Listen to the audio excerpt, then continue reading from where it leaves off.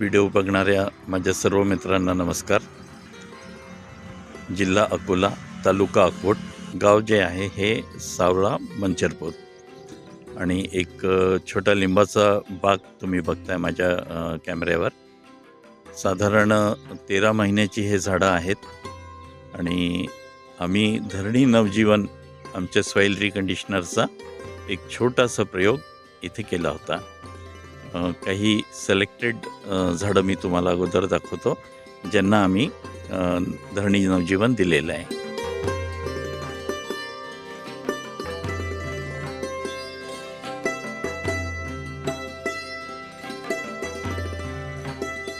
आता मी तुम्हाला काही झाडं अशी दाखवतो ज्यांना आम्ही धरणी नवजीवन दिलेलं नाही आहे।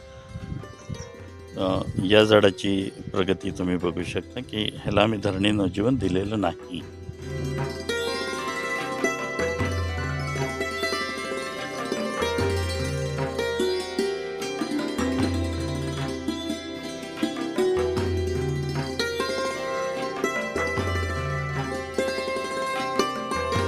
तर परत काही झाडं अजून आहेत जे दुसऱ्या बाजूला आहे, तेही मी तुम्हाला दाखवतो ज्यांना धरणी नवजीवन दिलेलं आहे।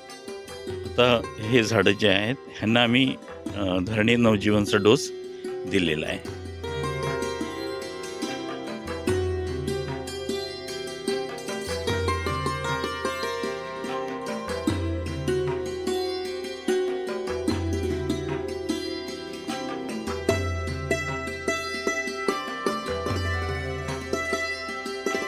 साधारण 1 महिन्यापूर्वी आम्ही हा डोस दिला होता निवडक झाडांना।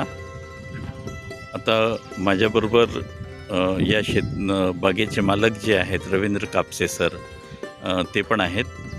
आपण बोलूया त्यांच्याशी आणि त्यांचा अनुभव रेकॉर्ड करूया। माझ्यासोबत आहे रवींद्र कापसे सर। सर नमस्कार। हे तुमच्याजवळ जे एक पॅकिंग दिसतंय मला धरणी नवजीवनचं, मी थोडं क्लोजअपमध्ये दाखवतो माझ्या दर्शकांना। हे तुम्ही निवडक काही झाडांना वापरलं होता लिंबाच्या बागेमध्ये, तर तुमचा काय अनुभव आहे याच्याबद्दल? काही झाडांना हे थोडं जोरात बोला सर, सगळ्यांना। धरणी नवजीवन हे काही झाडांना खत दिलेलं आहे आणि त्यामुळे या झाडांचा खूप फायदा झाला आहे आणि झाडांना खूप पानं लागली आहेत, झाडांची वाढ पण खूप झाली आहे आणि हे खत एक नवजीवनच या झाडांना आहे। तर आता मी या शेतात पूर्ण शेताला या 200 झाडांना सुद्धा मी हे खत देण्याचं ठरवलं आहे आणि सर्वांनी हे खत द्यावं आणि आपल्या शेतीचा फायदा, आपल्या झाडांचा फायदा करून घ्यावा असं मला सांगावं असं वाटते। खरोखरच हे यापूर्वी जर मला मिळालं असतं तर माझ्या शेतात, माझ्या बागेत खूप फायदा झाला असता। तर आता मी हे खत पूर्ण झाडांना देणार आहे आणि त्याचा फायदा मला या 8 दिवसातच दिसला आहे आणि झाडं खूप मोठी वाढली आहेत, पानं खूप वाढली आहेत आणि त्याचा कलरसुद्धा व्यवस्थित झाला आहे बाकीच्या झाडांचा आणि या झाडात खूप फरक मला दिसतो आहे। तर हा सल्ला मी सर्वांना देऊ इच्छितो की सर्वांनी ह्या खताचा उपयोग घ्यावा, धरणी नवजीवन।